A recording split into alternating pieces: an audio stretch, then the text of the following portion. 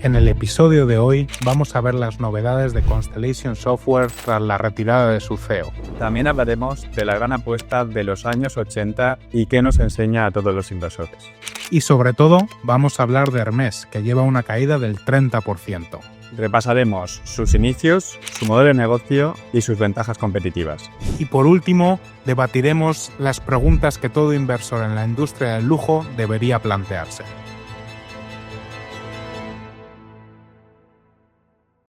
Bienvenidos al cuarto episodio de Más Flow que Cash. Está como siempre Leandro aquí conmigo. ¿Qué tal, Leandro?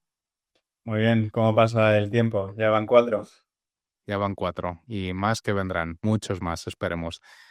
Tenemos un episodio cargadito de cosas. Vamos a hablar de las últimas noticias sobre Constellation Software y cómo Mark Leonard, por problemas de salud, ha dejado el puesto a su COO.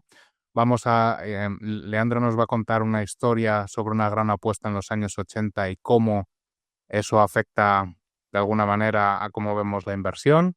Y por último vamos a tener un programa bastante especial sobre Hermès. Vamos a contar muchas cosas que algunos seguro que ya sabéis, pero vamos a hablar sobre temas que yo por lo menos no he visto en ningún sitio. Y de hecho hoy he estado hojeando un Initiation Report de un broker muy famoso y no hablaban de nada de esto, que es... No. ¿Cómo? Qué raro que no hablas ¿No? de la empresa que vamos a hablar hoy aquí. No, pero es bastante sorprendente porque vamos a ver por qué Hermès ha crecido como ha crecido, después de entender por qué la empresa es como es, y vamos a ver cómo, porque es lo importante, ¿no? Para el futuro, cómo podría crecer en el futuro, ¿no? Y normalmente la gente simplemente pone un número de crecimiento en el futuro, pero lo que vamos a intentar hacer hoy es diseccionar ese número para realmente tener cierta seguridad y analizar en base a esas estimaciones si tiene sentido o no la valoración ahora después de una caída del 30% que lleva desde máximos, que no suele pasar mucho en Hermès. Entonces, Yo diría que Hermès es un muy buen ejemplo de cómo funciona la valoración. O sea, que se puede utilizar la empresa de verdad para entender cómo funciona todo el tema de valor terminal, cómo funciona todo el tema de los crecimientos, los años que hay que pronosticar el crecimiento. O sea, creo que es un ejemplo buenísimo para eso. efectivamente. Y como siempre, como estamos empezando con este nuevo proyecto, os agradeceríamos mucho si le dieseis me gusta, si os suscribieseis, aunque os salga por defecto en YouTube normalmente. Si le dais un suscribir, a nosotros nos viene muy bien para seguir creciendo el canal y compartirlo con la gente que creéis que puede interesarle, por supuesto. Por último, disclaimer. Nosotros aquí hablamos de una manera distendida sobre inversión y empresas. Somos arduos seguidores del pensamiento crítico, así que lo que nosotros digamos aquí podéis comentarlo, podéis discutirlo, podéis tener un punto distinto de vista y nosotros ¿cómo se dice? Os encourage, ¿cómo es, Leandro? Os animamos, ¿no? Os animamos a que así sea y que haya discusión. Siempre estamos muy... Javi es tan bilingüe que a veces hay que recordarnos la palabra. No, pero no me sale. Lo siento. Venga, Leandro, vamos a empezar con el tema de Constellation Software. Hemos tenido muchos comentarios al respecto de que diéramos un breve update sobre lo que está pasando. Ayer hubo una primera llamada con el nuevo CEO de Constellation Software. Los dos estuvimos en la llamada. Leandro, cuéntanos qué aprendimos o cuéntanos a lo mejor qué ha pasado para la gente que no lo sepa y qué novedades hay. Vale, a ver, en los mercados financieros actuales se mueve todo tan rápido que literal lo comentamos muchas veces, ¿no? Que grabamos y ya está un poco desactualizado, ¿no? Cuando sale. Entonces, habíamos hablado de todo el tema de la IA con Constellation y salió una nueva noticia que Mark Leonard, que es el fundador y el presidente de Constellation, deja el cargo con efecto inmediato por motivos de salud, ¿vale? Se ha especulado mucho con cuál era el problema y es bastante grave. Tiene cáncer de riñón, ¿vale? O sea que no es algo menor. Entonces, claro, aquí surge la duda. ¿Es Constellation una buena empresa igual de buena sin Mark Leonard que con Mark Leonard? Esa es la pregunta que está haciendo todo el mundo, ¿no? Y permíteme que diga antes, Leandro, que ya la empresa venía con ciertas dudas por partes del mercado, cómo le estaba afectando la inteligencia artificial y además eh, Constellation es una empresa que creció a través de asignar el capital que generaba el negocio en nuevas adquisiciones y llevan unos trimestres en los que el deployment de capital que se dice, o sea, usar todo el dinero que genera la empresa para desplegarlo en nuevas adquisiciones, pues van un poco por detrás, ¿no? Entonces, esos dos factores y ahora que ya estaban penalizando un poco a la empresa, aunque bien es cierto que estaba a cotizaciones bastante altas, pues además ahora se une la enfermedad de Mark Leonard y todo lo que ello ha conllevado. Sí, o sea, al final Constellation es un buen ejemplo que siempre llueve sobre mojado. Y le han venido tres problemas, como comentas, Javi, pues en un mes. Bueno, un par de trimestres de tema de la asignación de capital, pero literal esto ha venido en los últimos meses. Entonces, yo tengo un doble punto de vista, ¿vale? Así no me mojo.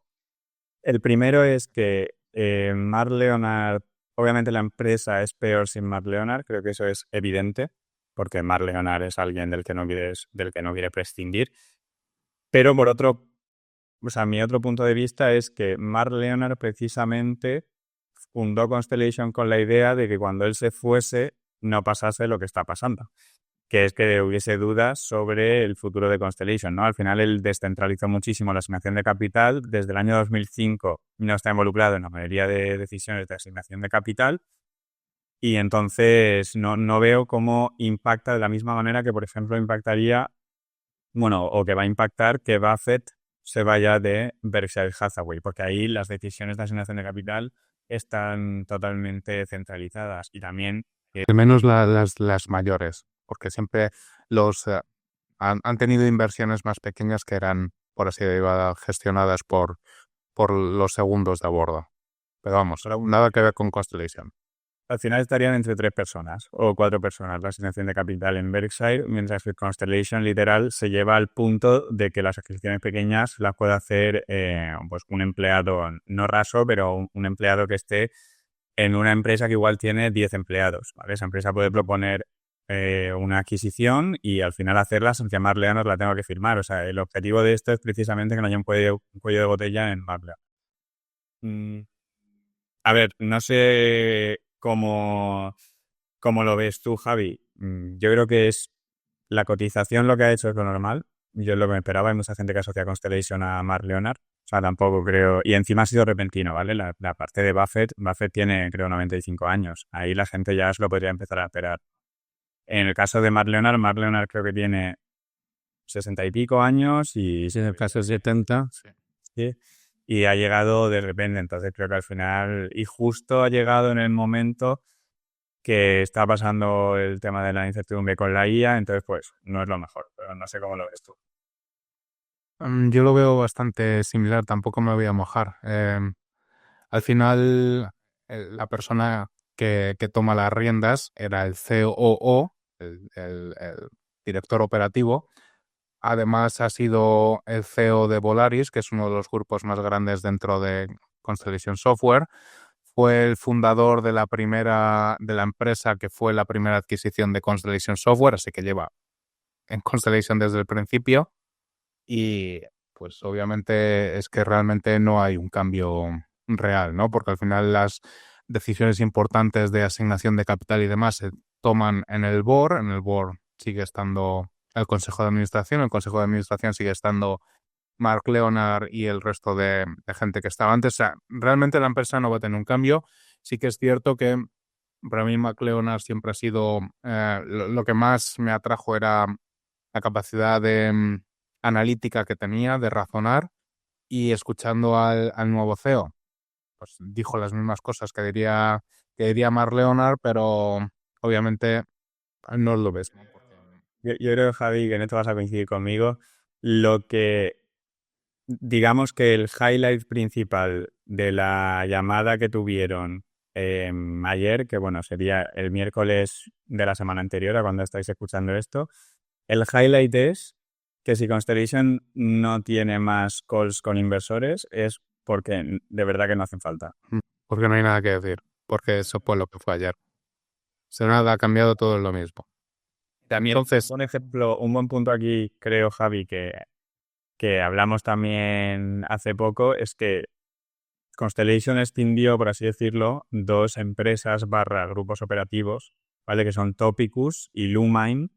Y esas dos empresas han seguido asignando capital bien, mismo modelo Constellation, y Mark Leonard no estaba ya directamente involucrado en esas empresas, estaba del mismo modo que va a estar ahora en Constellation, y esas empresas han funcionado bien. O sea, que creo que es un buen, por así decirlo, simulacro a lo que podría pasar. En Topicus hay una cultura que es en parte la de Constellation y en parte la de Topicus, y la empresa ha seguido asignando capital y también ha tenido dudas sobre que el ritmo de asignación de capital no era el que debía ser, y luego han acallado esas dudas porque han seguido asignando mucho capital últimamente, además. en resumen, nada ha cambiado. Lo que pasa es que la cotización que tenía Constellation Software antes era exigente, ahora es más acorde a la última década. Eso es todo, básicamente. Sí, Y luego pues dependerá de cómo sean capaces de seguir haciendo lo que hacían antes. No hay más. Y también mucho de que el precio al final, o sea, la narrativa sigue el precio. Ahora que la acción cae un 30%, lo normal es que empecemos a ver como todas las tesis bajistas pues son más probables que nunca. Y luego, si la acción vuelve a subir a máximos históricos, pues parece que no. Pensaremos que no hay ningún riesgo porque están máximos históricos. Al final es lo de siempre. Vamos, si quieres, a cambiar de tema, ¿vale? Venga, si alguien tiene alguna pregunta más, que la pongan en comentarios. Sí, y bueno, y si tenéis muchas ganas de que hagamos un especial Constellation, pues también se puede plantear para el futuro. Voy a hablar de una gran apuesta, pero no es la que todo el mundo conoce, ¿vale? La gran apuesta que todo el mundo conoce, yo creo que es la famosa película, ¿no?, de Big Short, que en español es La Gran Apuesta, que es a cómo apostaron contra el mercado inmobiliario en Estados Unidos, unos pocos, y se forraron. Y algunos, pues, obviamente tienen ahora como un adjetivo de leyenda, ¿no? Como Michael Burry, que no ha vuelto a dar ni una. Sí, sí, o sea, no ha vuelto a dar ni una, pero bueno, ahí está, el tío se forró y ahora todo el mundo piensa que lo que hace es correcto. Entonces, yo te voy a hablar de una gran apuesta que es de antes, ¿vale? De los años 80, precisamente. Entonces, el contexto es que nosotros ya hemos comentado en otros episodios que un buen negocio no es solo cuestión de la demanda que tenga ese negocio, sino de contar con una oferta, digamos, relativamente restringida, ¿no? Porque al final, si hay mucha demanda, pero no hay barreras de entrada, el valor no se lo va a quedar el negocio, el valor se lo va a quedar el consumidor final, ¿no? Al final, esto es lo que pasa con cosas como las materias primas. Entonces, el profesor universitario Julian Simon, en aquella época, conocía bien estas dinámicas y entonces decidió apostar dinero contra Paul Ehrlich, que era un biólogo que estaba obsesionado con todo el tema de que la sobrepoblación lo que la sobrepoblación humana iba a suponer para los recursos de la Tierra, ¿vale? Que al final El típico discurso maltusiano, sí, que ha existido toda la vida y que sigue existiendo, por supuesto. va a haber, o sea, por así decirlo, el argumento es, va a haber sobrepoblación, vamos a agotar los recursos y al final, como va a haber tanta poca oferta de recursos, no va a haber casi oferta de recursos, pues va a costar un kilo de trigo 20.000 euros. Ese era más o menos digamos, el argumento del biólogo. Y Julian Simon pensaba que eso no era así, ¿vale? Entonces, cerraron una apuesta. Escogieron 5 materias primas no controladas por el gobierno. Importante. Fijaron una apuesta de $1.000, que no sé lo que sería en aquella época, pero igual son, al ritmo que vamos, igual son 10.000 o 20.000 euros actuales. Sí, por ahí andarán. Y luego fijaron una fecha de liquidación que era 10 años más tarde, o sea, en el año 1990. Bueno, ya por lo que me has dicho, yo creo que Javi sabes quién ganó la apuesta, ¿no? ¿Quién cree que la Me ganó? puedo imaginar, me puedo imaginar. No el biólogo, definitivamente.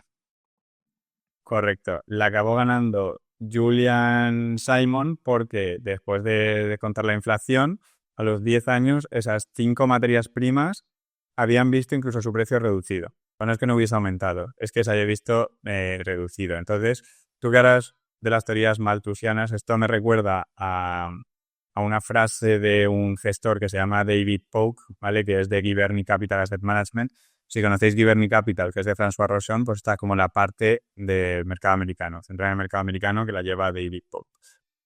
Que él decía en una de sus cartas a los inversores, y lo voy a citar tal cual: nunca apuestes detrás de ninguna tesis de escasez, ya que esto es esencialmente una apuesta contra la ingenuidad humana. Y estoy de acuerdo, ¿vale? Y él lo hacía en el contexto del petróleo, ¿vale? Porque todo el mundo pensaba que el petróleo se iba a acabar, luego el ser humano sacó el fracking, ¿no? Y al final había muchísimo más petróleo del que pensamos y el precio del petróleo no está en $3.000, ¿vale? Porque sigue habiendo bastante petróleo y de hecho cada vez estamos intentando demandar menos.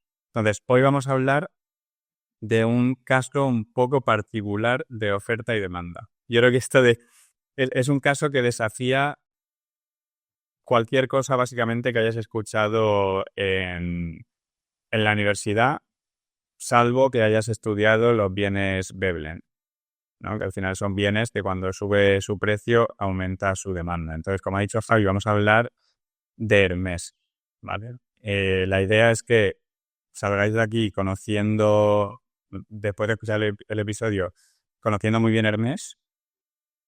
Y vamos a empezar porque creo que la historia siempre es importante, yo creo. Yo no sé, Fabi, cómo ves tú el tema de la historia en las inversiones. ¿Tú te fijas bastante en la historia o no te fijas para? Depende, te diría. A ver, no es lo mismo la historia en una empresa que tenga 10 años que en una que tenga casi 200, obviamente, ¿no? La historia está siempre bien para entender lo que puede pasar en el futuro, Vale. en general. Pero tampoco, yo no suelo darle muchísima importancia, no obstante, se la doy cuando la tiene. Vale, en el caso particular de Hermès, vamos a ver que la historia sí que tiene mucha importancia. Entonces vamos a empezar precisamente por este tema. Si nos centramos en la industria del lujo, ¿vale? Se remonta hace más de 5.000 años al antiguo Egipto. Pero como probablemente este sea un tema que vayamos a tratar en un episodio futuro, todo el tema del lujo más global, yo voy a saltar directamente al siglo XIX, ¿vale? Que es donde comienza la historia de Hermès. Entonces nos transportamos a Alemania a principios del siglo XIX. Nadie pensaba que iba a decir Alemania, todo el mundo pensaba que iba a decir Francia. Pero esto obviamente tiene un matiz y es que nos vamos a la ciudad de Krefeld, que a principios del siglo XIX estaba bajo dominio francés, ¿vale? De Napoleón Bonaparte. Y se conocía como la ciudad del terciopelo y la seda. Si conocéis Hermès, Hermès es bastante, digamos, conocida por todo el tema de la seda, sus pañuelos de seda que incluso llevaba la reina Isabel de Inglaterra. Entonces, en 1821, Thierry Hermès comienza a trabajar para una familia que se llama la familia Pleumer, ¿vale? ¿Y qué hacen? Sillas de montar a caballo. Entonces se quedan con esta familia trabajando hasta 1837, cuando decide mudarse a París para hacer su propia empresa de accesorios de caballo. ¿Qué significa esto? Que Hermès tiene 188 años, ¿vale? Personalmente, de mi cartera, es la empresa más longeva, pero empatada con otra. Y no voy a decir cuál es la otra, porque también la veremos en un episodio futuro. Como veis, hay muchas cosas de las que hablaré en el episodio futuro. Esto, como hemos dicho, lo de los 188 años es relevante para la empresa como tal, ¿no? Por una anécdota, ¿vale? Entonces, vamos a ver el contexto. ¿Por qué crees, Javi, que eligió accesorios de caballo para sacar la empresa? Entiendo que había mucha demanda en el momento, ¿no? Al final era el medio de transporte, la gente, Empezaron, como los coches ahora, hay miles de marcas de coche, pues alguien tenía que hacer las sillas de caballo. sí, correcto. El método principal en aquella época de transporte era el caballo. Pero, claro, aquí llega algo que se llama la innovación y tecnológica y, bueno, en este caso, innovación mecánica. Y no iba a ser el caballo el método de transporte más duradero del mundo, ¿no? Porque en el año 1920 sí que es verdad que le duró bastante, unos 90 años, que no está mal. Los coches comenzaron a tomar Habla de que la familia tomó las riendas de la empresa, ¿no? Que sí, de que el señor Thierry, pues hubo un momento en que dijo que hasta aquí. Sí, llegaron bueno, en 1878 ya había delegado, ¿vale? A sus dos hijos, que eran Adolphe y Émile. Entonces, en 1920, sus dos hijos tuvieron que evolucionar para sobrevivir y diversificaron el negocio, ¿vale? Entonces, ¿cómo diversificaron el negocio? Primero saltaron a bolsos en 1922, a mascotas en 1927, que esto es algo personalmente que me impresionó. En 1927, Hermès ya estaba en el mundo de las mascotas. Yo tenía la impresión de que todo el tema de las mascotas y los accesorios de mascotas era algo más nuevo, pero bueno, Hermès en 1927 decidió ya saltar, obviamente porque se enfocaban pues en la alta sociedad, que tendría mascotas y le daría de todo.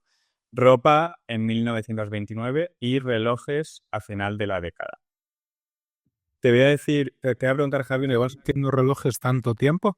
sí, Yo creo que había sido algo reciente, bastante reciente. no, pero no despegó, ese segmento del negocio no despegó hasta que no se implementaron en Suiza y con otros proveedores suizos, pero los relojes los tienen tardan mucho.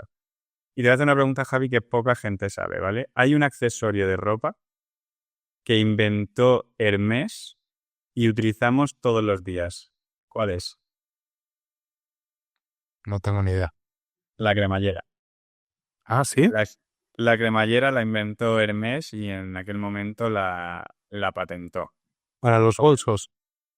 Sí, bueno, no sé si para los bolsos o era para algo de caballos, porque igual aún no habían saltado a todo el tema de los bolsos. Eso tendría que mirar porque en realidad sí que me suena que lo tengo mirado, pero no me acuerdo, ¿vale? Vale, entonces, Hermès ya diversificado, en los años 20 diversifica muchas cosas y el negocio va muy bien, ¿vale? Hasta 1970 y ahí se empieza a estancar. Y aquí es cuando entra la cuarta generación al rescate, ¿vale? Me salta una generación, tampoco podemos hablar de todas las generaciones. Llega, De una empresa normal, en la tercera generación el negocio se ha ido a la mierda ya.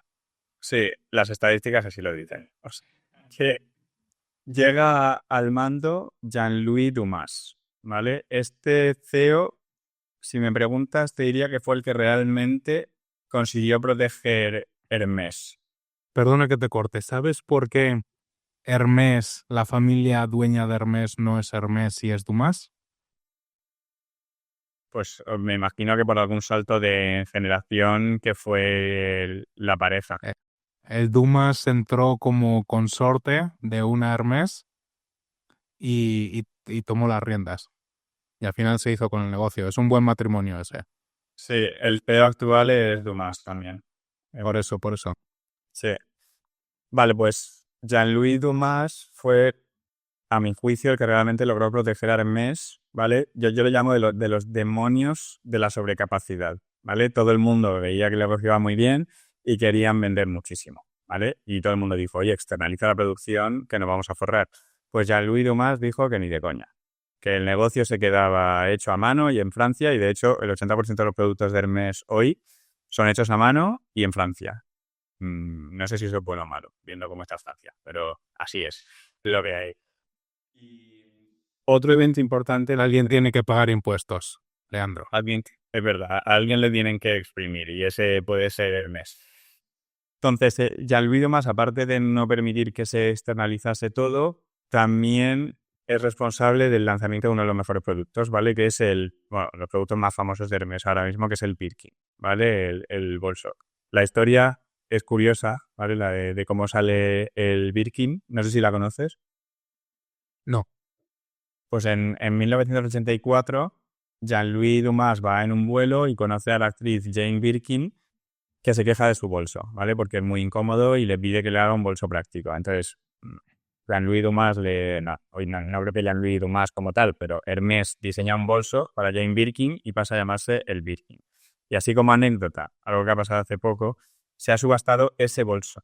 El primero que se le dio a Jane Birkin, que además tiene la marca de la pegatina que llevaba Jane Birkin y todo. 10 millones de dólares a un postor, a un coleccionista japonés. Auténtica barbaridad. O sea, yo cuando vi que se iba a subastar me imaginaba algo de millones, pero no me imaginaba 10. O sea, me parece una locura. Y ya, por terminar con la historia reciente aquí, y yo creo que esta historia te la vas a conocer, LVMH, que es Louis Vuitton Moet Hennessy, que es el conglomerado de lujo el más grande del mundo, ¿no? obviamente ellos compran empresas de lujo y trató de comprar Hermès, pero la familia le dijo que ni de coña. Entonces, Hermès había salido a bolsa en 1993 y solo había sacado un 19% de las acciones. Lo que ocurre es que si él estuviese comprando acciones, creo que cuando llegas al 5%, ¿no? Tienes que avisar de que tienes un 5%. A 5 al 10, sí, no estoy seguro de las reglas en Francia, pero sí. Sí, pero hay un límite en el que tienes que decirle al regulador, oye, yo tengo un 10% de esta empresa, entonces tiene que ser público. Pues para no hacer eso, empezó a comprarse las acciones a través de derivados. Está hablando del zorro de Bernard Arnault, Sí. que es el CEO, fue el CEO y dueño de Louis Vuitton. Pues al final la familia Hermès le descubrió, entiendo que entre ricos pues se hablan de estas cosas, y le descubrieron y le llevaron a juicio en el año 2014. Fin a su intento. Ya no pudo comprarse Hermès y no lo ha vuelto a intentar, obviamente es que ya no puede. O sea, ya no va a poder porque no sé si la capitalización de Hermès ha superado la de Louis Vuitton incluso hace poco. Sí, ahora como ha subido un poco Louis Vuitton y ha bajado Hermès, estarán a la par, más o menos. Vale. Pues ahora Hermès está en la sexta generación del negocio, que es Axel Dumas. Genera más de 15.000 millones de euros en ingresos. Y aquí, esto para mí es el dato que más sorprende. Tiene márgenes operativos de más del 41%, que son superiores a los de Google. Una empresa que vende productos físicos, que no es de software ni de tecnología. También se puede hablar mucho de cuáles son los márgenes operativos reales de Google, pero que sorprende mucho los márgenes que tiene. Y ahora, Javi, tú nos vas a tener que explicar cómo es posible que una empresa que hace productos físicos pues tenga estos márgenes operativos y haya conseguido el crecimiento que ha conseguido. Venga, pues básicamente porque Hermès y las empresas de lujo pues no son empresas normales, ¿no? Y vamos a empezar un poco con una idea un poco provocadora. Si alguien llegase y aplicase las típicas reglas de marketing o de gestión de negocio a una empresa de lujo, lo más probable es que destruyeras completamente el negocio. Y eso es algo que se explica muy bien en este libro que pondremos en la descripción y demás, y en la newsletter, que se llama The Luxury Strategy. Y Leandro, tú que también lo has leído, es sin lugar a dudas la Biblia de cómo gestionar un negocio de lujo. Que son como los mandamientos de los negocios de lujo, lo que puedes hacer y lo que no puedes hacer si quieres seguir teniendo el estatus de lujo puro. Efectivamente, y es que son muy es contrario a toda la lógica, ¿no? Y al final el tema es que si te llega alguien de una escuela de negocios y le metes como director de marketing de una empresa de lujo, pues es que va a ser una auténtica catástrofe, ¿no? De hecho, Juan, yo nuestro por meter rápido una anécdota, ¿vale? Yo leí hace poco, no es Hermès, pero es de Ferrari, una entrevista al Chief Marketing Officer de Ferrari que venía de Barilla, ¿vale? De las pastas. Y él decía, joder, mi trabajo ha cambiado, ¿no? Porque yo he pasado de tener que vender a básicamente que los clientes quieran tanto de lo que tengo que les tengo que decir amistosamente que es que no lo voy a poder vender. Y dice que eso para un Chief Marketing Officer es un trabajo un tanto extraño, ¿no? Porque estás acostumbrado a tener que vender. Y en este libro se exponen precisamente esas antirreglas del marketing, que es de lo mejor del libro, y entonces vamos a intentar aplicarlas un poco al caso de Hermès para entender mejor el modelo de negocio al final de una empresa de lujo. Lo primero, en un negocio normal, pues la ecuación es bastante simple, como decía Leandro, ¿no? Si quieres vender más, crecer, ganar cuota de mercado, pues produces más, incluso bajas precios para atraer más demanda, mejoras eficiencias, intentas conquistar nuevos segmentos. Esta lógica de volumen-precio no funciona en el lujo, obviamente. La lógica es justamente la contraria. La oferta, como hemos hablado, está restringida, los precios son altos y no existen descuentos. No deberían existir descuentos. Empresa de lujo que la veáis en un outlet, mala señal. Nunca habrás visto nada de Hermès rebajado. Y si hay lista de espera de 2 años para conseguir uno de sus bolsos, pues mejor aún. No es que el modelo esté fallando, es que es el modelo. una de las frases clave del libro es, en el lujo, el sueño debe ser más grande que la demanda. Nunca debes satisfacer toda la demanda. Y eso Hermes lo aplica al pie de la letra, ¿no? Cada bolso, cada pañuelo, cada silla de montar que siguen haciendo, se producen a un ritmo deliberadamente limitado. No es que no puedan fabricar más, es que no quieren hacerlo. Ahí lo curioso es que el equipo directivo te diría que es que no pueden fabricar más, pero porque lo hacen a mano. Claro. Sí, por supuesto. De hecho, ellos aumentan la capacidad de producción constantemente, pero Bailar. Muy controlado. sin cubrir la demanda, por supuesto. Porque en el lujo, lo que vende no es el producto físico, es la escasez, la espera y el deseo que se acumula al no poder acceder a algo, ¿no? Y eso crea el círculo virtuoso. Cuanto más inaccesible es algo, más se desea, y cuanto más se desea, más valor tiene la marca, ¿no? Esto obviamente no es fácil de hacer. Tú montas un negocio, le intentas aplicar todas estas estrategias y al mes cierras porque nadie te lo compra, ¿no? Por eso es muy especial conseguir tener una marca de lujo. No es algo que venga de la nada, ¿no? Y de hecho, hemos visto mucho de eso últimamente, ¿eh? Desde la pandemia. Mucha empresa que ha salido con productos muy, muy caros que no han sabido entender que eso no les convierte en una marca de lujo, que es fijar un precio mucho más alto que el coste de producción. Efectivamente. Venga, vamos con otra de estas antileyes claves. Hermès no vende un bolso. Hermès lo que vende es un bolso que un artesano tardó 40 horas en hacer a mano, siguiendo el savoir-faire que tiene Hermès, de más de casi 200 años, hecho en Francia. En lujo, al final, ese valor simbólico importa más que el valor funcional. O sea, el valor funcional no tiene absolutamente ningún valor. Piensa en un reloj. Un Rolex o algo de verdad de lujo, un Patek Philippe, dan la hora de una manera mucho menos precisa que un reloj digital de 10 euros.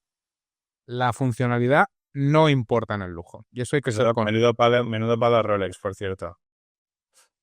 Bueno, Rolex tiene muchas cosas que han hecho muy bien como marca de lujo. O sea, Rolex es un ejemplo de cómo algo que no...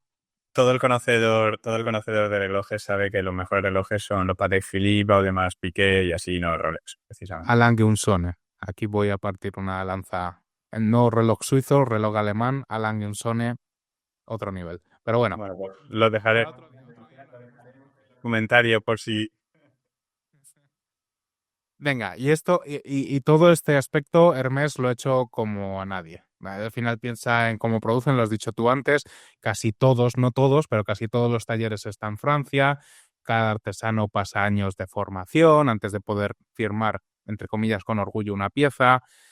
Ahora, lo que de ahí es que los talleres que no están en Francia no es porque Hermès no quiera tenerlos en Francia, sino porque por X materia prima tienen que estar en otro sitio, porque igual es lana del Himalaya y transportándola sería mucho peor para la lana que haciéndolo directamente allí por un artesano de allí. Efectivamente. Entonces, al final lo importante es que el cliente no siente que compra un simple accesorio. Lo que compra es una pieza cultural, un objeto con identidad, una historia que le conecta con el pasado, el presente y el futuro de la marca, ¿vale? Eso es importante y eso va en línea con la comunicación que tiene una empresa de lujo, ¿vale? En el marketing tradicional, las empresas te bombardean constantemente con anuncios masivos en la tele, campañas virales en redes sociales, etc. Leandro, ¿cuál ha sido el último anuncio que has visto de Hermès? Lo último es que creo que no he visto un anuncio de Hermès. Bueno, yo no sé si lo he visto, sinceramente. Miento, porque las empresas de lujo sí que tienen ciertas categorías con las que pueden hacer un poco de marketing, ¿no? Que son las categorías más introductorias, como pueden ser en el caso de perfumes. Y entonces sí que creo que vi un anuncio de Hermès de perfumes, pero es el único que he visto en mi vida. Nunca has visto un bolso de Hermès publicitado en ningún lado. por No, supuesto. pero ni publicitado ni expuesto. Ni expuesto, que eso es. Vas a las tiendas y ni están. Entonces, obviamente, la comunicación en una marca de lujo es invertida.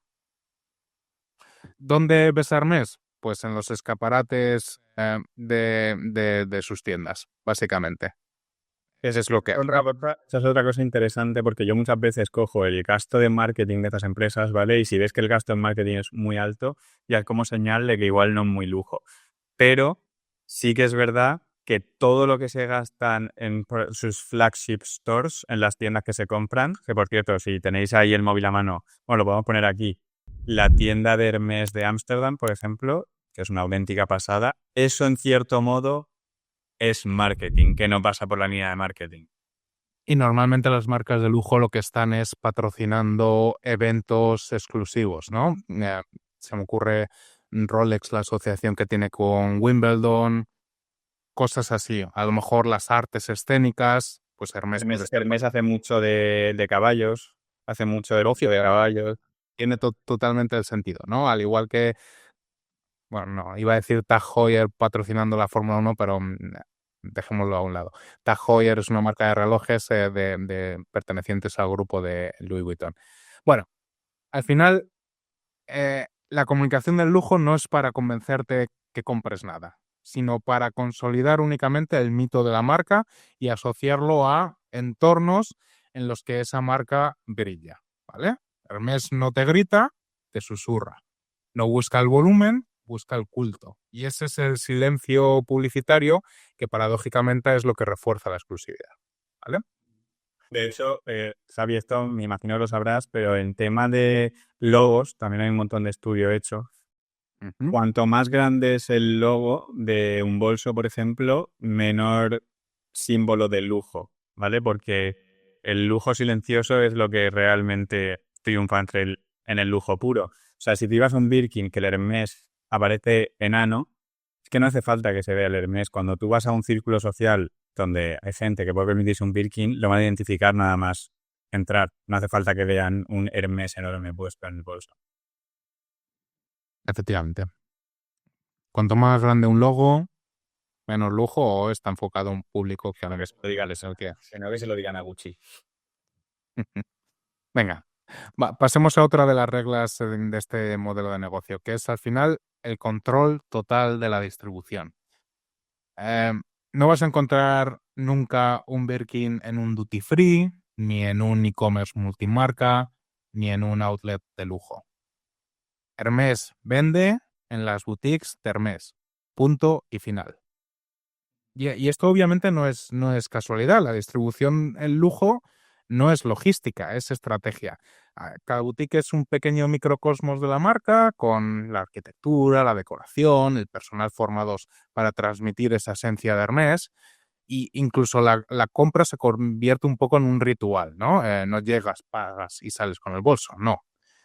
Hay lista de espera, te entrevistas con el vendedor, te tienes que comprar miles y miles de euros antes de otros elementos para que el vendedor entienda que tú realmente quieres esto.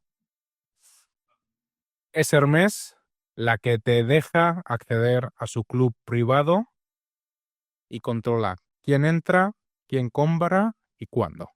¿Vale? De hecho, creo que Hermès tiene ventas por metro cuadrado bastante más altas que Apple en sus tiendas, que es una locura, porque cuando vas a una tienda de Apple y ves todo lo que se vende, es increíble, pero Hermès tiene venta por metro cuadrado altísima. Y es por eso que es tan importante que las marcas de lujo posean su distribución, porque es que es todo parte de una única experiencia, ¿vale? Eh, en el lujo la experiencia de la compra es inseparable del producto, ¿vale? Y eso Hermès lo lleva al extremo. Hay otras marcas que no lo han hecho y así ha pasado cuando las cosas han venido. Y finalmente, para acabar, hay muchos más elementos que están en el libro. Nosotros os recomendamos, por supuesto, que lo leáis. Es súper interesante y yo creo que a alguien que le guste entender cómo funciona el lujo le va a encantar. Pero, por último, la última regla, que es un crecimiento lento y sostenido. Y aquí viene lo más importante, ¿no? Que Hermès ha hecho de este, entre comillas, crecimiento lento una virtud. En un mundo donde todo el mundo quiere crecer cuanto más mejor y ganar cuota de mercado agresivamente, pues Hermès ha puesto tradicionalmente, aunque luego veremos que tampoco ha sido tanto, ha puesto freno. Y su objetivo, y de hecho, según mis números, ha sido más o menos así, ha sido de crecer en volumen un 7% anual, no más. ¿Y por qué es importante? Porque es la manera de evitar la dilución de la marca, ¿no? Porque esa marca es la exclusividad. Si mañana tú empiezas a ver bolsos Birkin o los Kelly o bolsos de Hermès por todos lados, pues obviamente matas la magia, ¿no? Matas ese aura de tener algo especial. Prefieren mantener listas de espera, dejar a los clientes insatisfechos, aunque eso a mucha gente le toca las narices, ¿no? Pero es clave para mantener una marca de lujo y que perdure a largo tiempo. Javi, tan claro que luego cuando hablemos de estos temas más en profundidad al final del episodio, te voy a decir la frase del CFO que creo que te he repetido 48 veces ya a lo largo de estos meses. ¿Vale? ¿No quieres adelantarla? No, la dejo para el final. Vale, venga. Bueno, pues esto es más o menos para que entendáis, hay muchos más aspectos, ¿no? que hay que obviamente cuidar en un negocio de lujo, pero estos a lo mejor son algunos de los más relevantes. Y luego pensad en otras marcas de lujo o que se consideran lujo o que están en la industria y pensad cómo de bien se adecúan a este tipo de antileyes de marketing, ¿no? Y hay muchas más. Por ejemplo, otra que me viene a la cabeza directamente es las marcas de lujo. Punto uno, no se comparan con otras, nunca las verás comparadas como ves, como por ejemplo en el caso de los relojes, tú ves en una misma tienda un Rolex y ves un Patek Philippe. Eso no debería pasar, porque Rolex o una marca de lujo tiene que decir yo soy especial, no se me compara con nada. Las marcas de lujo no utilizan personas conocidas como embajadores, porque lo importante no es si Roger Federer lleva un Rolex, lo importante es el Rolex, o debería ser. En el caso de Hermès, pues yo no sé si alguna vez ha tenido un embajador como tal o algo así. Hermès, tú sabes más. No, Hermès no ha regalado en la vida un Birkin a alguien famoso y muchas otras marcas sí que lo han hecho.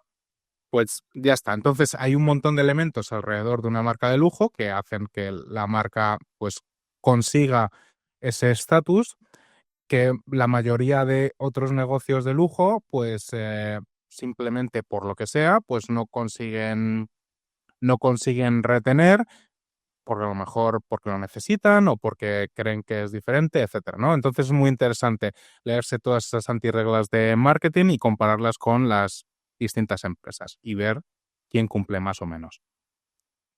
Yo voy a saltar, Javi, a otro, creo que hay otro punto interesante que también es poco convencional, ¿no? En todo el tema del lujo puro, que es el tema de las ventajas competitivas, ¿vale? Esto también, obviamente, como son modelos de negocio, como ha explicado Javi, poco convencionales, pues la ventaja competitiva no iba a ser convencional. Yo creo que si tú le preguntas a alguien qué le pasa a una ventaja competitiva a medida que pasa el tiempo, en un mundo capitalista, lo normal es que te digan que la ventaja competitiva se va a erosionar, ¿no? A medida que pasa el tiempo, al final pueden pasar más cosas y siempre se puede dormir la empresa y que llegue un nuevo competidor y le quite cuota. Vale, en el caso de Hermès y las marcas de lujo es al contrario. La ventaja competitiva se está reforzando con el tiempo. ¿Por qué? Pues por lo que has dicho tú, Javi, realmente. Porque están vendiendo un pasado también, ¿no? Para poder vender ese pasado y esa historia, tienes que tenerla.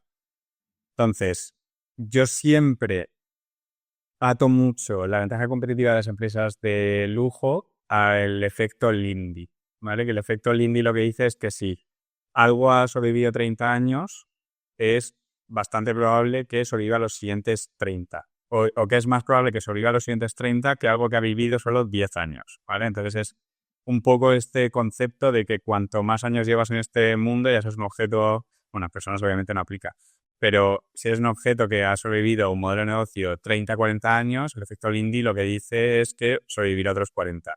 Eso no aplica casi en ningún sector, pero al del lujo sí que aplica, ¿vale? Entonces, como las marcas de lujo venden calidad y exclusividad y estas cosas son, digamos, poco demostrables, ¿no? En cualquier momento dado, o poco objetivas. Venden un sueño, diría yo. Sí, sí. Entonces, al vender un sueño y esto ser, digamos, subjetivo, necesitan que pasen muchos años para que se establezca la marca, ¿no? Para que de verdad la gente que compre para muchos años de generar el sueño y luego cuando lo compres que te dé una satisfacción porque de verdad estás comprando tu sueño de hace muchísimos años. Yo creo que, como lo describirías, que un consumidor de lujo no, no, no puede estar pendiente de si su producto es intergeneracional. O sea, lo tiene claro desde el momento en el que lo compra. Y para saber que es intergeneracional, tiene que haber pasado varias generaciones, porque si no, no tienes ni idea. Tú te puedes comprar un producto de lujo que tú piensas que es exclusivo y que esa empresa quiere a los 20 años. Y entonces ya tu producto no vale nada. ¿Has visto el anuncio de Patek Philippe? El típico de tú nunca posees un Patek Philippe, simplemente lo cuidas para la siguiente generación. Ese es uno de los mejores anuncios de... Espectacular. Sí, ahí sí es vivo el sueño, ¿no? Del Patek. A ver qué tal.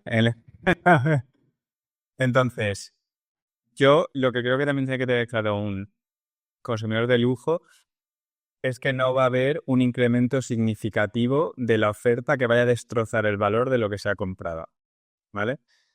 Entonces esto es confianza en la empresa a la que le estás comprando de que no te vaya a destrozar el valor. Entonces, la ventaja competitiva yo lo resumiría como en que radica en la disciplina aplicada a lo largo de muchísimos años sin cometer errores groseros, ¿vale? Esto parece facilísimo, pero estar 188 años sin sucumbir a las presiones de externalizar la producción es algo que es que hay muy pocas empresas que van a conseguir. Para empezar, si lo quieres conseguir, tienes que sobrevivir 188 años, que ya hay pocas empresas. Y luego, durante esos 188 años, no puedes dar ni un paso en falso. Y que hay varios años en los que te puede venir un mercado muy malo, tienes ventas bajando y costes subiendo. Hay muchas presiones, ¿eh? Cuando estás llevando un negocio tan grande y teniendo ahora que reportar cada 3 meses. Pensad en... Es algo realmente admirable, ¿eh? Que hayan conseguido hacer lo que han conseguido hacer a lo largo de tantos, tantos años y tantas generaciones que a saber lo que te sale en la siguiente generación.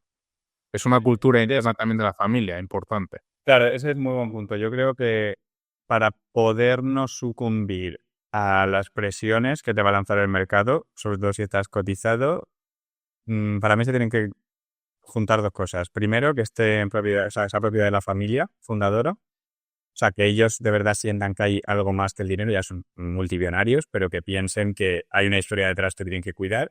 Y segundo, que la tenencia tiene que ser sí o sí más del 50% para el fundador o para la familia fundadora. Y con tenencia me refiero a poder de voto. No me refiero a tenencia de acciones como tal. De hecho, Hermès, si no me equivoco, tiene el 70% aproximadamente de la compañía, ¿vale? Entonces, obviamente, a ellos les da igual lo que le diga el mercado a los inversores porque saben que ellos van a tomar las decisiones que ellos quieran. Nadie les puede despedir. Tienen una mayoría absoluta tienen mayoría en el consejo. Pero claro, todo esto que hemos dicho parece sencillo, pero hay una lista de empresas que se han quedado por el camino, ¿no? Yo tengo un par de ejemplos, ¿vale? Rápidos. Prada. Prada externalizó parte de su producción y se la llevó a China. ¿Te sabes la historia de lo que pasó ahí? Pues como te la sabes tú mejor, seguro, por la presentación de cuéntala tú. No, tampoco me la sé, pero cuando la miré por Miu Miu, hubo un momento el año pasado que la miré brevemente y, y el caso es que cuando Prada decidió salir a bolsa, China estaba explotando y los mercados financieros o los influjos de capital se estaban yendo hacia China un montón, ¿no? China, la locomotora del mundo, etcétera. Entonces, como la industria del lujo en China estaba creciendo muchísimo, Prada, para darle un toque de un guiño al mercado chino, cagadón, pero decidió, Prada está listada en Hong Kong, se listó en Hong Kong y además llevó algunas fábricas a China. Y de ahí viene, del guiño, intentar hacer un guiño al mercado chino. Entonces tenía la historia bien también. O sea, al final lo que hizo Prada fue decirle al consumidor chino, que estoy cerca de ti porque sé que confías en mí. Pero claro, ¿qué le dijo el consumidor chino? Ya, pero es que yo no te compro por producir en China, yo te compro por ser una marca italiana, creo que es, ¿no? Sí, es italiana. Eh, entonces, no te vengas aquí porque yo estoy comprando un producto francés o un producto italiano, no viene un producto chino. Entonces no le fue muy bien. Luego, creo que este es el ejemplo más claro, ¿no? Gucci. Gucci ha tomado una serie de decisiones cuestionables, creo que en parte relacionadas con los directores artísticos que ha tenido, ¿no? Esto también es importante en Hermès, ¿vale? En el equipo directivo obviamente hay gente que no es de la familia, pero el director artístico es de la familia, ¿vale? Y esto es muy importante porque al final es entre el CEO, el CFO y el director artístico, diría que son las tres probablemente posiciones más importantes de cualquier empresa de lujo. Y la cosa es que una vez que caes de tu estatus de lujo, recuperarlo es muy, muy difícil y creo que esto nos lo vamos a guardar para el episodio que hagamos futuro de la industria del lujo. Entonces ahora vamos a dotar a Javi a lo que de verdad importa. Vamos a hablar de las preguntas que no tenemos que hacer. Venga, es lo que todo el mundo quiere oír. Y de verdad que yo nunca he visto a nadie discurrir sobre esto, yo creo que va a estar interesante. Venga, hasta ahora hemos visto que Hermès al final ha construido la historia a través de casi 2 siglos con una mística de artesanía impecable, tradición familiar y sobre todo hemos visto exclusividad. Ahora bien, venga, fuera historia y romanticismo, llega la pregunta pragmática. ¿Puede Hermès seguir creciendo al ritmo espectacular que ha ido creciendo estos años? ¿Es posible que Hermès multiplique por 2, por 5 o por 10 veces en las próximas décadas? En otras palabras, si hoy Hermès vale lo que vale, que son 218, bueno, hoy no lo sé, pero sobre 220 billones americanos, miles de millones eh, españoles, y un amigo me corrigió en el último podcast que hablamos de billones. Él me ha dicho que billones en castellano, el billón americano en castellano se dice millardo, que lo sepas. Miles de millones es millardo. Lo siento, pero me niego a decir. Vale, yo voy a seguir usando, lo siento, el formato americano para no tener que decir miles Billones, para que os entendáis, es miles de millones de euros. Eso es. de euros. Venga, entonces, Hermès cotiza 220 billones para unos beneficios de 4,5. Es decir, a pesar de una caída del 30%, cotiza a 49 veces beneficios. ¿Puede seguir creciendo de tal manera que una inversión ahora justifique ese elevado precio que estamos pagando? Eso es lo que vamos a intentar discutir hoy. Venga, lo primero, pongámonos en contexto. Hay que entender cómo ha crecido el mercado hasta ahora, ¿vale? En los últimos 20 años, para entender cómo Hermès ha crecido más que el mercado, Mercado de lujo. el mercado de bienes de personales de lujo, ¿vale? No incluye ni viajes, no incluye, no sé si incluye, yates no incluye, ¿vale? O sea, no, de hecho, de lo que vamos a hablar es moda, accesorios, joyería, relojes, perfumes, no hay coches ni hoteles, ¿vale? Hay, de hecho, en la newsletter pondremos varios estudios súper interesantes que he encontrado de Bain, de McKinsey, y uno sobre la riqueza global de UBS. Sí, vale. Bueno, este sector de bienes personales de lujo ha crecido alrededor del 5-7% anual en las últimas 2 décadas, ¿vale? 5-7% en edad. Para que te hagas una idea, en 2004 el mercado movía unos 128.000 millones de euros y para 2024 se estima que está en torno a los 363.000 millones, ¿vale? Así que más o menos te sale ese 6% anual. Básicamente, yo tengo, Javi, una pregunta para ti. Venga, ¿Cuánto ha movido China de ese crecimiento? pues ha movido, pero no tanto como te lo imaginarías. Luego lo vamos a ver, ¿vale? Vale. China ha crecido y Estados Unidos en la última década alrededor del 15%. Las dos igual. Claro. Perdona, y eso ha sido de Hermès. Vale. Que Hermès ha crecido, ahora lo veremos, Hermès ha crecido. Si el mercado ha crecido a un 6-7%, Hermès ha crecido al 14%, ¿vale? Y para Hermès, China y Norteamérica han crecido más o menos al 15%, Vale. ¿vale? O sea, vale, venga, vamos ahí. La primera pregunta antes de incluso entrar a eso es, ¿por qué un 7% y no un 3 o un 10? O sea, ¿qué hace que el mercado del lujo crezca a un 6-7%? Porque esto es muy fácil. Luego, cuando hagamos proyecciones y digamos, sí, va a seguir creciendo al 10. Ya, ¿por qué el 10? ¿Por qué? Vale. O sea, ¿qué hay detrás? ¿Vale? Y la respuesta, como no podía ser de otra manera, está ligada a la riqueza global. La gente compra lujo al final cuando tiene dinero de sobra. La riqueza personal, no obstante, ha crecido alrededor del 3% anual. Pero de las personas más ricas ha crecido más rápido. Luego, el número de millonarios en el mundo se ha duplicado en la última década, ¿vale? Y estos son los llamados high net worth individuals. Pero estas personas son personas que tienen un patrimonio de más de $1 millón, ¿vale? Que tampoco cualquier persona, no cualquiera, pero muchas personas en España con una casa. Era un pisito de 90 metros en el centro de Madrid. Correcto, correcto. O sea, bueno, o sea, en España hay mucha gente o bastante gente que podría considerarse como high net worth individual. Ahora, hay más ricos, pero es que aún los que son aún más ricos han crecido más y esa es un poco la clave. Dentro del mercado del lujo, gran parte del crecimiento viene de los que gastan más. Y cuando te hablo de gente que gasta más, es gente que se gasta 30.000 o incluso 70.000 dólares al año en lujo, en bienes personales de lujo, ¿vale?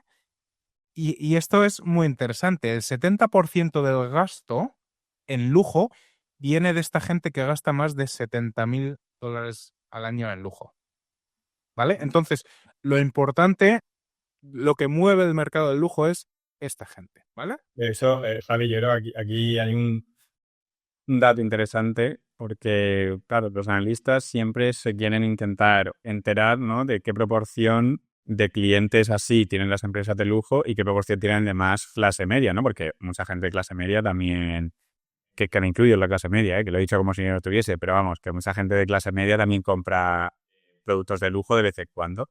Entonces, siempre me preguntando por esta proporción, y a mí me sorprendió mucho que Hermès dijo hace poco que la proporción de clientes, lo que llaman VIP, que son clientes que les compran en muchas categorías y gastan mucho dinero con ellos, no ha variado tanto en la última década. Y a mí eso me sorprende, ¿no? Porque al mismo tiempo te están diciendo que también hay más clase media, que se consume más lujo, y dices, ya, pero llegan más consumidores de clase media, pero ¿cuál es el gasto de estos consumidores y cómo crece el de los VIPs, ¿no? Y entonces eso me sorprendió un montón, la verdad. Vale, pues esa es una. Y el tema es que esta gente que gasta más de 70.000 dólares al año, obviamente, no es porque tengan un patrimonio de $1 millón.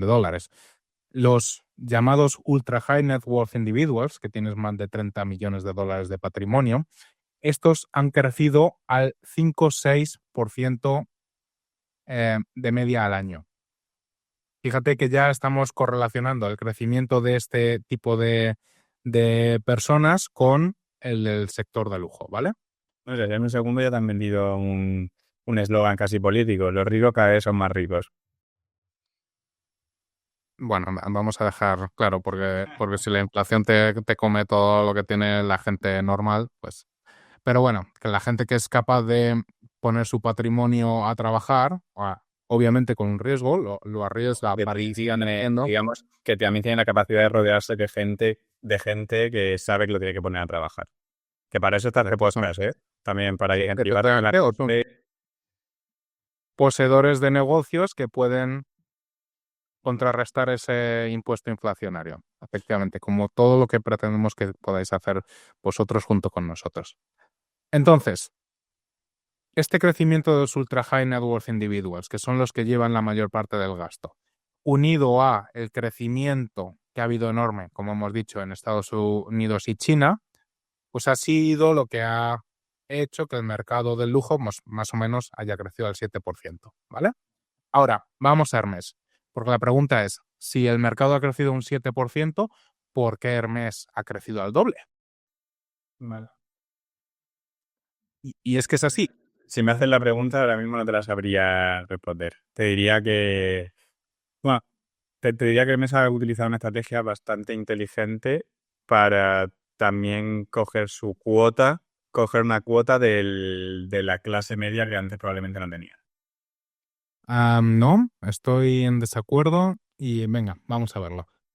Entonces, Hermes ha crecido al doble de la industria, ¿vale? Y esto con el interés compuesto, pues significa que si la industria se ha triplicado en 20 años, Hermes lo ha hecho por 11 en 20 años, ¿vale? Hermes en 2004 facturaba 1,3 millardos, billions, que era apenas un 1% del mercado de lujo personal en aquel momento, en 2004. 10 años después, 2014, ya facturaba 4,1. Hemos pasado de 1,3 a 4,1, alrededor del 2% de cuota de mercado. Para 2024, lo has dicho tú al principio, un poco más de 15 billones, que ya estamos en el 4% de cuota de mercado. Luego, Hermès en 20 años ha pasado del 1% al 4%. ¿Cómo lo ha logrado? Obviamente, quitando cuota de mercado al resto. Sí, que al final, si crecen más que el mercado, pues le estás quitando la tostada a alguien, ¿no? Y lo que yo creo que ha pasado es que Hermès ha captado clientela del segmento más alto que antes quizá gastaba en otras marcas, ¿no? Y pienso en competidores históricos que en este periodo han crecido más lento. Gucci ha crecido un 4,6% anual. Burberry, que no es exactamente lo mismo, pero en algunas categorías se pueden solapar, al 3,5%. Louis Vuitton, si mal no recuerdo, aunque tiene ahí tantos segmentos que no es exactamente lo mismo, pero ha crecido en torno al 10%. En cambio, Hermès ha crecido casi al 14% anual compuesto, que en 10-20 años pues es una salvajada, ¿no? Entonces yo creo que Hermès ha sabido atraer al cliente más exclusivo y logra que haya gastado mucho más con ellos que lo que ha hecho con otros, ¿no? Así alguien... Vamos a debatir un poco sobre esto, porque tú en qué basas la creencia. En simplemente los números, es que se los ha tenido que robar. ¿Y quién compra en Hermès? ¿Quién compra esos? Si al final el 70% de las compras de lujo lo hace gente que tiene una capacidad de gastar al año $70.000, no es gente, entre comillas, de clase media, ni es clase incluso media alta. Es gente que tiene un patrimonio muy alto y que ha ido eligiendo más y más gastárselo en Hermès. Vale. Yo, Porque los elementos de Hermès, o sea, cuando veamos un bolso de Hermès medio, a lo mejor la gama Birkin Kelly, pero otros están por encima de los 5.000 y en otras marcas de lujo pues, hay por 2.000, 3.000. Hay una diferencia sustancial. y si triangulo el hecho de que Hermès dice que no ha subido la proporción de clientes VIP, pero estos, como has dicho, han crecido más rápido que la industria en general. Si uno eso, al hecho de que también digan que la clase media ha sido muy importante para el crecimiento de Hermès en los últimos años, junto con la estrategia del Birkin, de que te tengas que gastar, no sé si es un por tres del precio del Birkin o unos 30.000 euros en accesorios para que te den acceso a ello, y que hay mucha gente que se ha gastado parte de ese dinero para intentar acceder a un Birkin, pero que no necesariamente tiene que ser multimillonario. Yo diría que aparte de que Hermès le ha quitado cuota también en la parte alta, yo creo que también ha ganado bastante cuota en los, digamos, de lujo, los clientes de lujo aspiracional. Yo creo que también ha ganado cuota ahí. O sea, nunca lo vamos a saber 100%. Nunca lo vamos a ver, pero piensa que no es tan relevante. O sea, que al final la mayor parte del mercado, la mayor parte de consumidores, los que generan realmente las mayores ventas es un nicho relativamente pequeño. No, no, sí, sí, tienes razón. O sea, al final yo creo que, bueno, Hermès ha ganado cuota de mercado por todos lados. Eso yo creo que lo tengo bastante claro. Venga. Entonces, a día de hoy, Hermès, más o menos el 30% de sus ingresos vienen de América, principalmente Estados Unidos, y alrededor del 20-22% de China. Asia-Pacífico es el 40%, ¿no? Entonces, algo importante es, A mí esa estadística siempre me ha parecido engañosa. Vete a Hermès en Madrid y dime, o a cualquier tienda de lujo en Europa, y dime qué porcentaje, o sea, de una venta que se hace en España, qué porcentaje se le hace a españoles. bastante bajo. Bastante. O sea, hay mucho turista chino que vive en Praga y te va a París y se hace un montón de dinero. Y creo que había mucho menos parisinos que vayan a Shanghái y se compren un bolso. Eso sí, eso es verdad. Eso no- lo saben, pero yo creo que no lo desglosan obviamente como. Ya, No, sí, creo que 100% lo saben solo por el hecho de las deducciones del IVA, que puedes aplicar a una, entonces seguro que sabes de qué nacionalidad es. efectivamente. Sí, correcto. Entonces, a lo mejor el dato de Francia o de Europa está sobreponderado, O sea, Francia está inflado seguro, porque es bastante alto para ser un único país. pues sí, correcto. Entonces es incluso mayor porcentaje. Para que os hagáis una idea también en cuanto a la cuota de mercado, solo el Fashion y Leather Goods de Louis Vuitton, es cierto que en Louis Vuitton, en LVMH hay varias marcas, pero eso representa alrededor del 10% del mercado global del lujo personal, ¿vale? LVMH es un 10% y Chanel, que es privada, luego no cotiza, pero se estima que tiene alrededor del 6%, ¿vale? O sea, Chanel tiene más cuota de mercado que Hermès a día de hoy, ¿vale? Que seamos conscientes para cuando luego pensamos a dónde puede llegar Hermes en el futuro. Venga, al final, ¿de dónde ha salido también este crecimiento? ¿Vale? Porque hemos dicho que Hermes vende mucho más ahora que antes, pero hay obviamente dos maneras de crecer en ventas y lo hemos discutido antes, volumen o en precio. ¿Vale? Y es súper interesante saber cuál ha sido el motor en el caso de Hermes. Porque leyendo algunos estos análisis que mencionaba de McKinsey sobre la industria, que los pondremos en la newsletter, McKinsey señalaba que alrededor del 80% del crecimiento del sector del lujo en los últimos años, en los últimos 5 años, 80% vino por aumento de precios, no por vender más. Ojo, 80%, ¿eh? Y piensa al final Oh, en los últimos 5 años, que ha habido además un boom también en el sector del lujo, ¿eh? así en frío, me lo creo, e incluso no me sorprendería que fuese más alto. No para Hermes, para la industria en general. Ahí, ese es el punto que quiero traer aquí, ¿vale?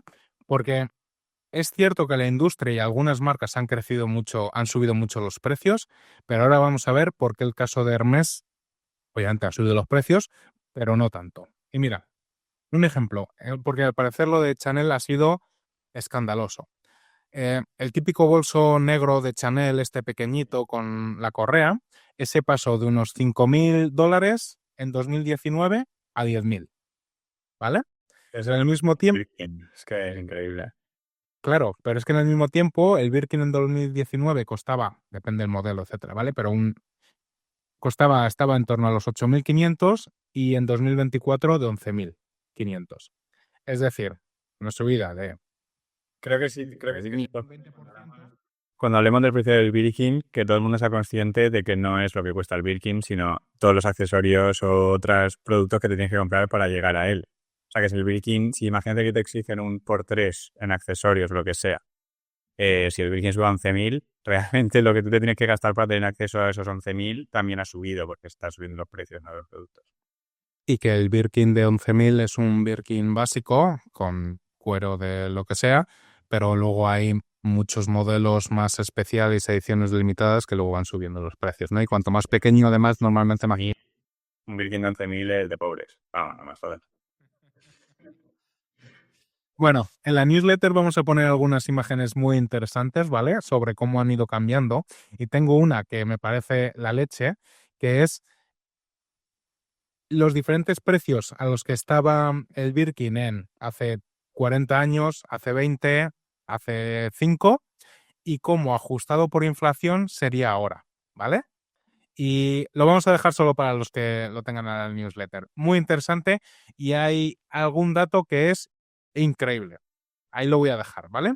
Incluso lo que acabamos de comentar de Chanel casi doblando el precio en los últimos 5 años, a lo mejor algún bolso de Hermes comparado por la inflación ni ha subido. Ahí lo dejamos.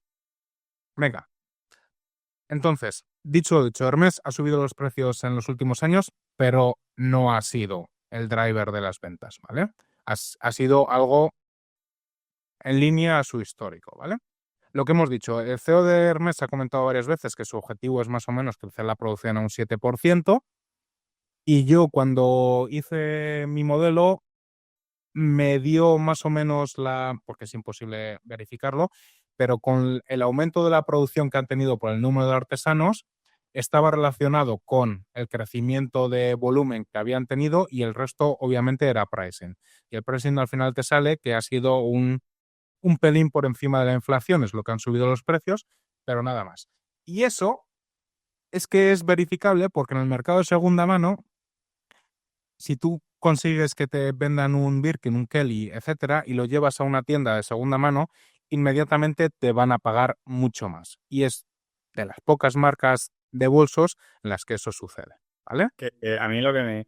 Eso, o sea, ese dato es importante porque yo creo que te muestra realmente el verdadero poder de fijación de precios que tiene una empresa, ¿no? Si yo estoy vendiendo algo a 10.000, pero hay demanda a 40.000, pues yo ya sé dónde está, por así decirlo, el deseo de la gente, ¿no? Y dónde tengo yo el precio. Entonces ahí ya puedo jugar y obviamente cuanto más amplio el gap, pues más opcionalidad tiene una empresa. Y el CEO también de Hermes, Javi, que todavía lo has comentado, también han dicho abiertamente que ellos suben los precios o sea, para equiparar las subidas de los costes de producción, ¿vale? Por eso también en la pandemia se ha crecido más rápido el precio, pero porque también había mucha más inflación en el periodo de pospandemia. A lo que voy aquí es que al final Hermes podría subir más los precios y eso obviamente iría directamente a los márgenes de beneficio, ¿vale? O sea, los márgenes son muy altos.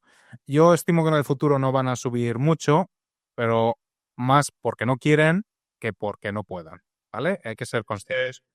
Eso es, yo creo, la clave de todo esto, ¿no? O sea, Hermes está a 50 veces beneficio, ¿vale? Pero Hermes podría doblar su beneficio el año que viene, si quisiese, de ver si de verdad quisiese, nada se lo impediría.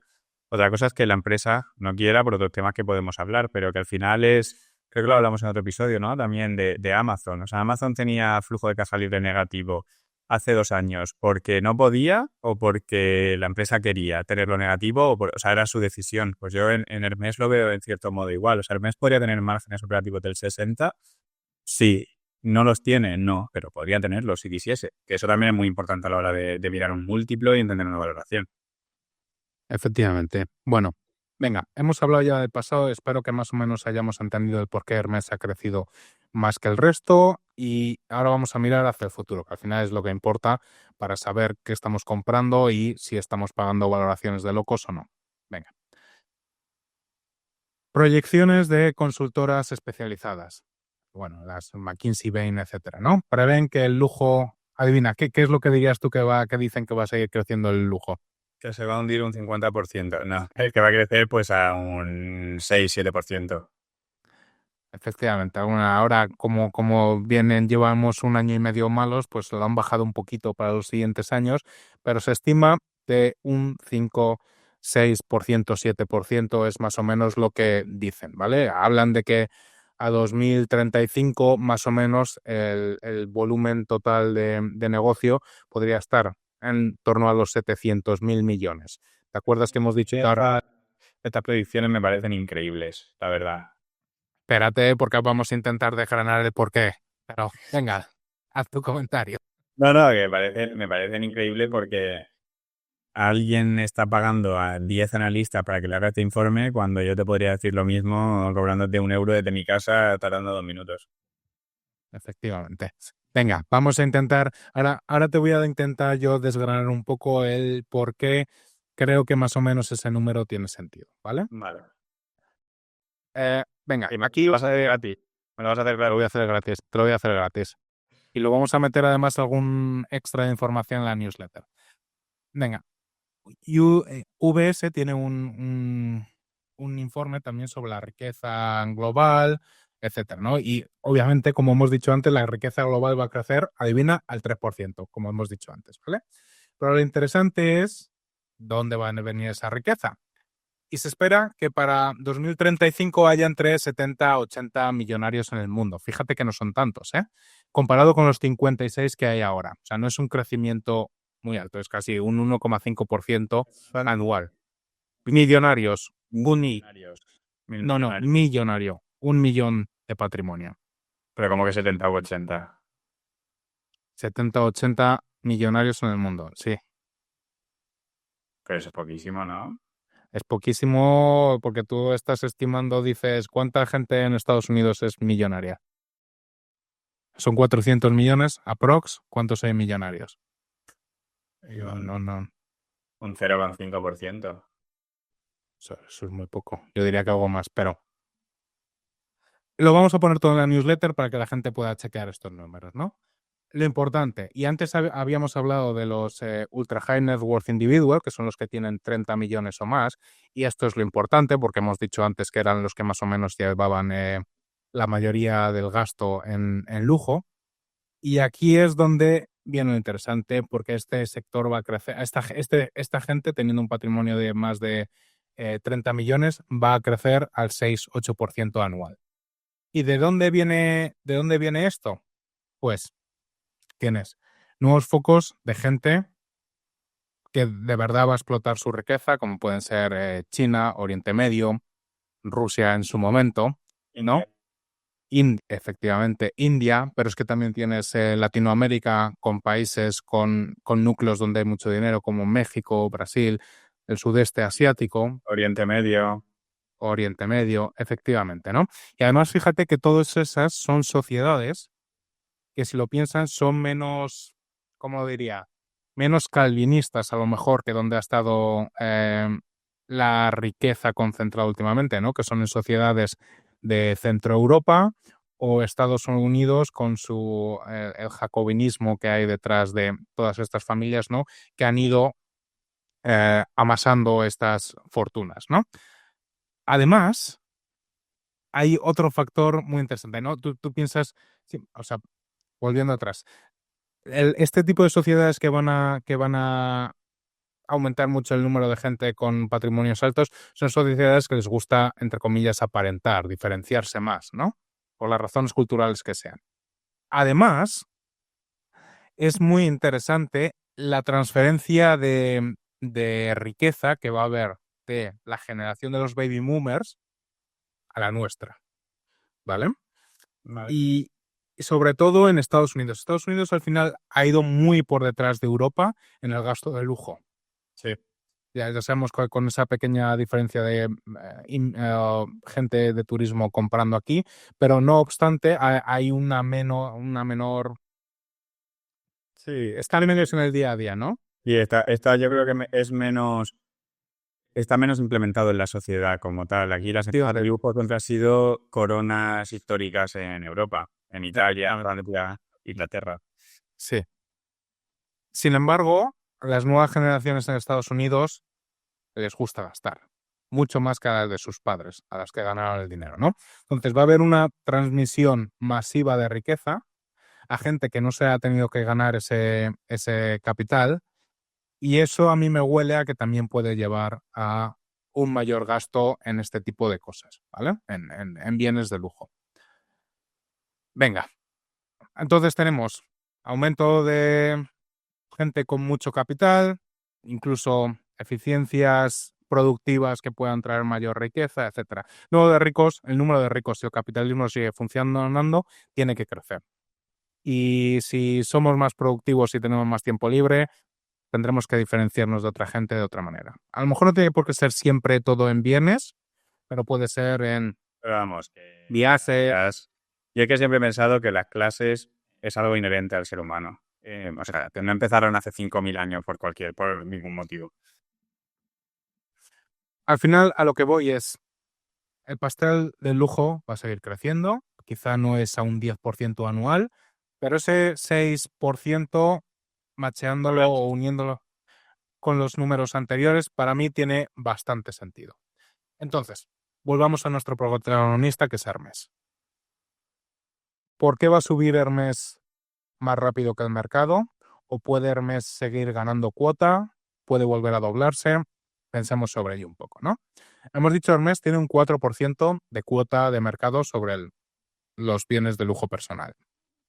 Podríamos llegar al 6, al 8, al 10% en 1 o 2 décadas. Suena ambicioso, es imposible. O sea, así que si me estás haciendo la pregunta, yo ¿Qué digo estoy haciendo? que yo creo que hay varias vías en las que Hermès puede seguir creciendo más. La primera que se me ocurriría es las empresas de lujo puro como tal.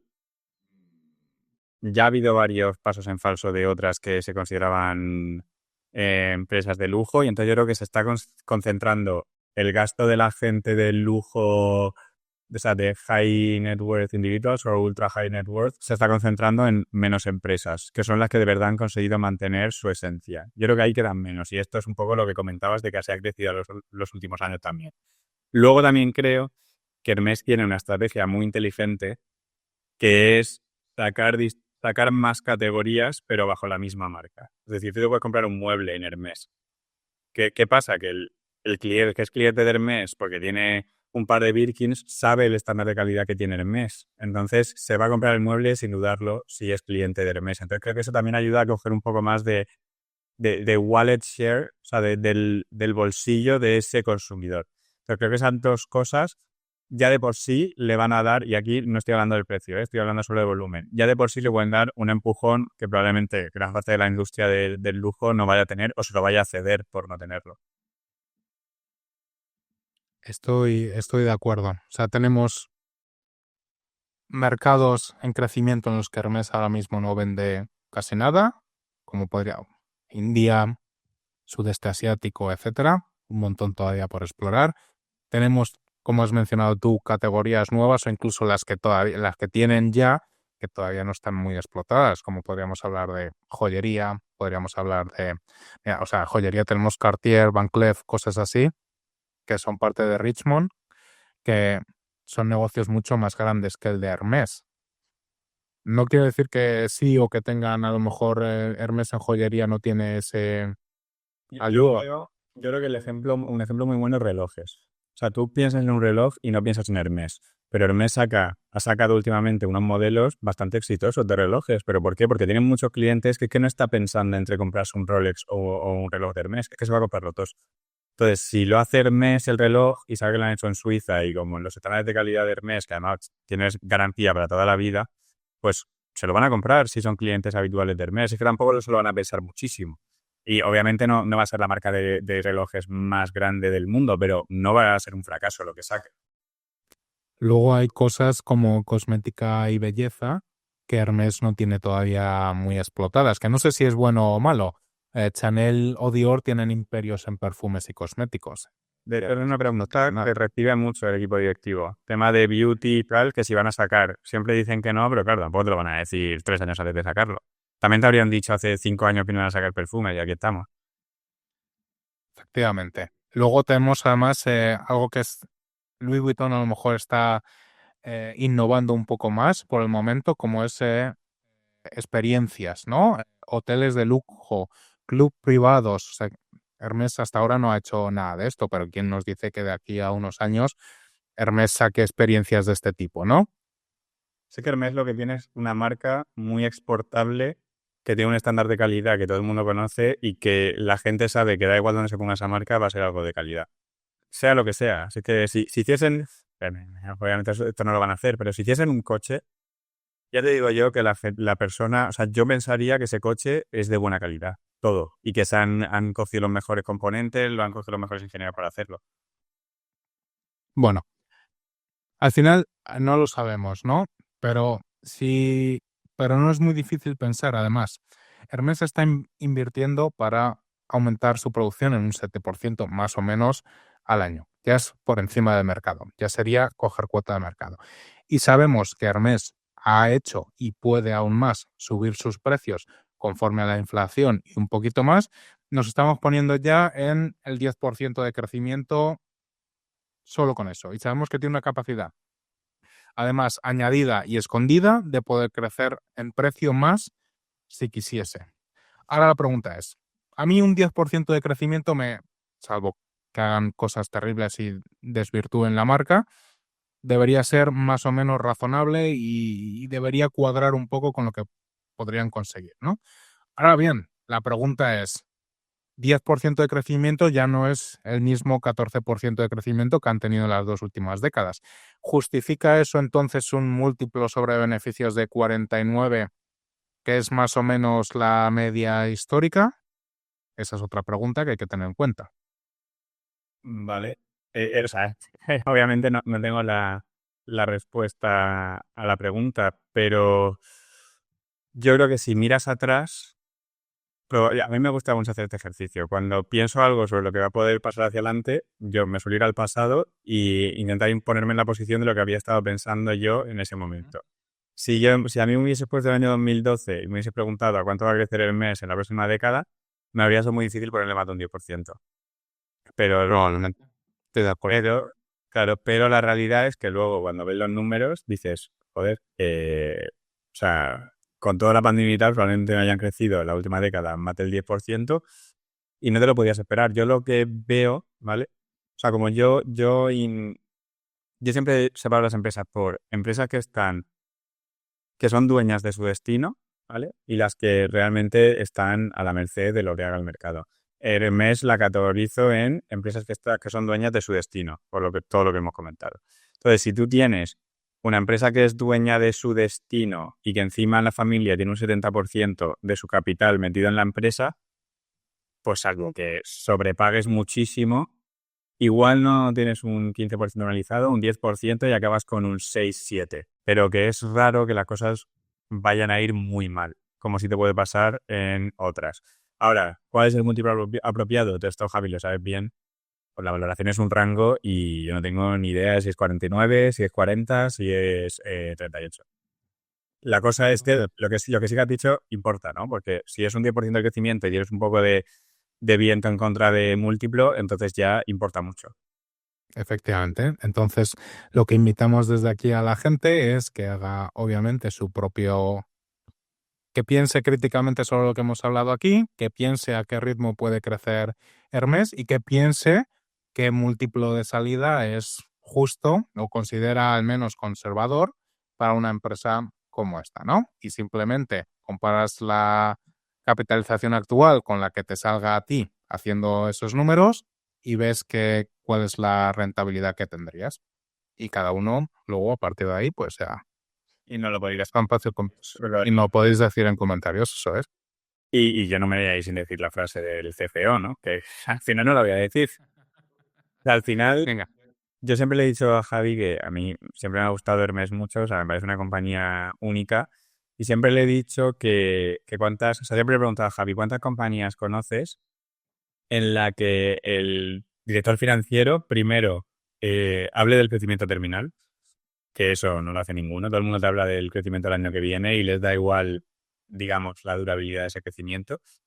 Y que te diga lo siguiente, porque él dijo, le preguntaron, no, pero este crecimiento del año que viene, ¿cuál va a ser? Y él dijo, a ver, yo sé al múltiplo al que cotiza esto y sé que el múltiplo al que cotiza no es un múltiplo coherente con crecer un 10%. Entonces, yo lo que estoy haciendo es proteger mi valor terminal, que sé que es la mayoría de mis múltiplos. Al final, ¿por qué el múltiplo de Hermes es alto? Porque la gente sabe que hay muchísimo poder de fijación de precios que no está explotado y que se podría explotar en cualquier momento. Entonces, es como cuando Amazon no tenía márgenes y el múltiplo era alto. ¿Por qué? Porque la gente no es tonta y se hacía una idea de que la rentabilidad cuando si quisiese Amazon era mucho más alta de la que mostraba. Entonces, no creo que sea tan fácil como coger un múltiplo, coger el crecimiento de los próximos años y decir, ya está. O sea, Hermes, bajo mi punto de vista, siempre va a cotizar a un múltiplo más elevado que el mercado, sí, o sea, si no cambia nada drásticamente. Tiene sentido.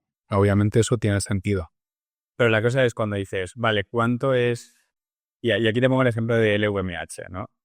¿Cuál es el diferencial que se merece Hermes contra el LVMH? Bueno, pues si tú coges a Hermes prepandemia y pospandemia, Hermes, cuando las cosas van bien, crece menos que el VMH, sobre todo los beneficios, pero cuando las cosas van mal, es que el VMH incluso ve que sus beneficios caen, mientras que los de Hermes no caen. Suben a menor ritmo, pero no caen. Y luego cuando coges un gráfico un poquillo más alto, o sea, más, digamos, te vas como una visión de pájaro y coges 10 años, ahí de verdad cuando ves las diferencias del compounding. Porque ves los beneficios de Hermes y no solo es que hayan subido más que los del VMH, orgánicamente estoy hablando, que luego en las adquisiciones pueden hacer otra cosa. han subido mucho más orgánicamente, sino que es que encima lo han hecho sin que te tengas que preocupar mucho, porque no han tenido ni un año de tener una caída del 10%, que eso también, yo creo que también vale múltiplo, el tema de la volatilidad y lo que es el negocio. Y dicho lo cual, si hay algún año malo por lo que sea, pues sed conscientes de que probablemente el mercado le dé un buen cachete y ojalá pase para que todos los que hemos escuchado este podcast podamos hacer uso de nuestro conocimiento. Bueno, Javi, yo creo que ha estado... Bueno, es nuestro primer especial de una empresa. Hemos hablado también de otros dos temas, pero bueno, yo creo que la gente también puede poner en comentarios alguna sugerencia si tiene alguna empresa que quieren que traigamos al podcast. Y si os ha gustado el formato o os interesa más que hablemos de temas más diversos durante el episodio. Y no os olvidéis que si habéis llegado hasta aquí, probablemente ya no haya nadie escuchando, pero yo lo voy a dar porque ya estamos como en las fases finales, que es de darle a me gusta, suscribiros al canal o seguirnos en Spotify y apuntar a la newsletter, que como ha comentado Javi, en esta edición va a haber cosas que no hemos tratado aquí. Y comentad, que además nos gusta tener que contestaros. Bueno, nos vemos la semana que viene. Un abrazo a todos. Hasta luego.